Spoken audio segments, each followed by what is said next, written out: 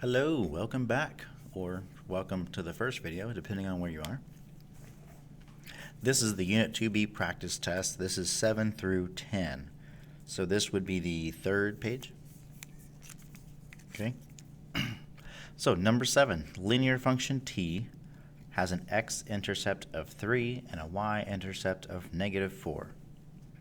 And it just says which graph represents t. So I just got to find the graph, right, of these four graphs that has an x-intercept of 3 and a y-intercept of -4. Again, I'm going to focus on one at a time. I'm just going to do the first one. X-intercept of 3. Okay, x-intercept means that it crosses the x-axis at 3. So let's go through these. So I want to cross the x-axis at 3. So I'm just going to put a point there, and look, my line goes through. So that's good. Look at B. There's 3 on the x-axis, but my line does not go through that, therefore B is wrong. On C, put a point on 3. That is way off, so C is not correct. And D, if I go to 3 on the x-axis, that is not there, so that is also wrong. Meaning that A is my only correct answer. And if you wanted to, y-intercept is -4, which we can see that is true also, so we know that's right. And that's 7. Number 8. Which graph best represents y equals -4 over 5x plus 2? Okay, so it gives us an equation.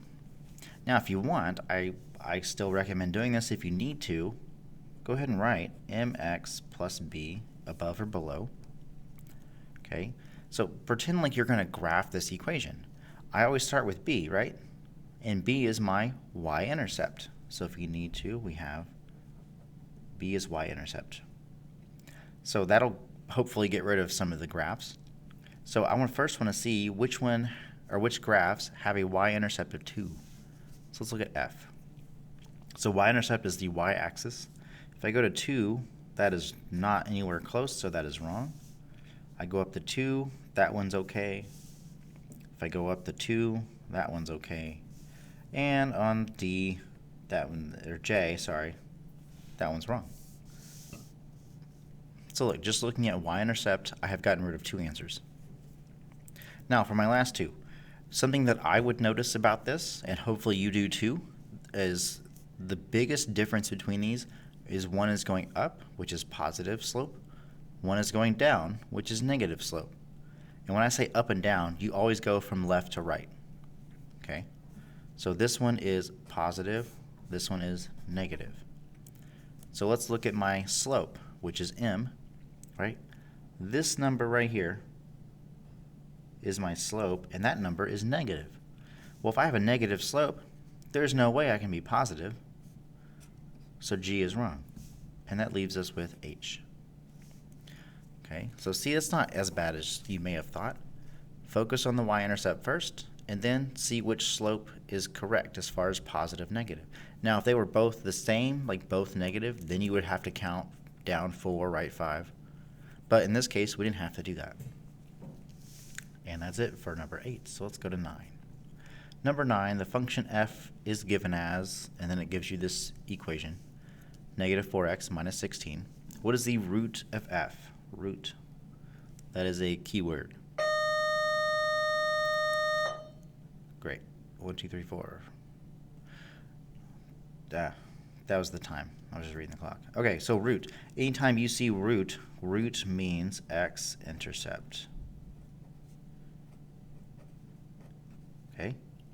So, if I want the x-intercept, that means that on the graph, anything that crosses the x-axis makes y 0.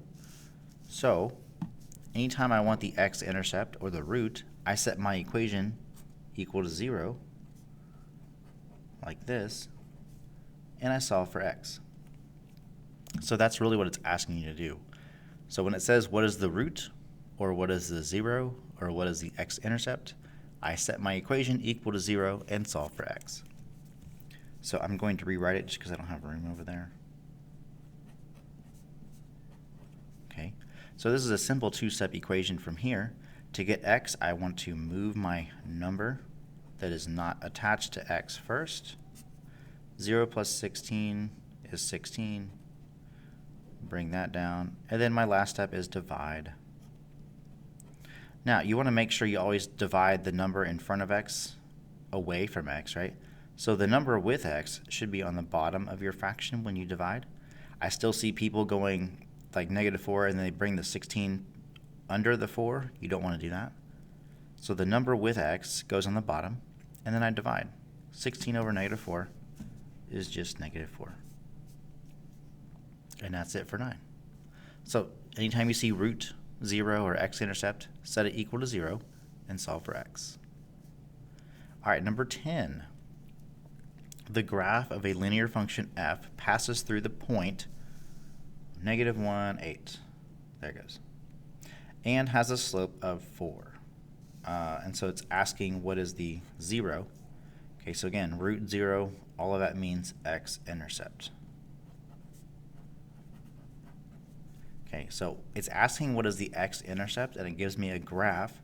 So I want to know when it gets to, or when does it cross the x-axis. So I have to get to that line. And it tells me where to start right here. Okay, so remember, this is x comma y. So if I plot that point, I'm going to go -1, 8. Put a point. Okay, so I start there. And then I use my slope to move towards the x-axis and find where I cross it. So my slope is 4, right? Every whole number is over 1. We know that. And because it's positive slope, I'm supposed to go up and to the right. But if you notice, if I'm all the way up here, I want to go down to the x-axis. I don't want to go up. That gets me further away. So instead of going up and to the right, because that doesn't help me, I'm going to go completely backwards and go down and left. Okay, so I start with this point and I use my slope.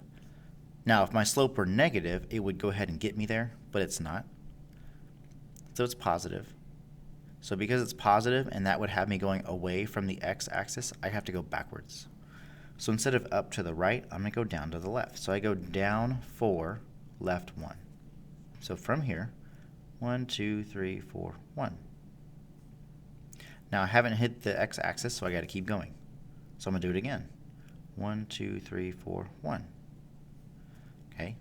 Notice that point is right on the line that I'm trying to get to.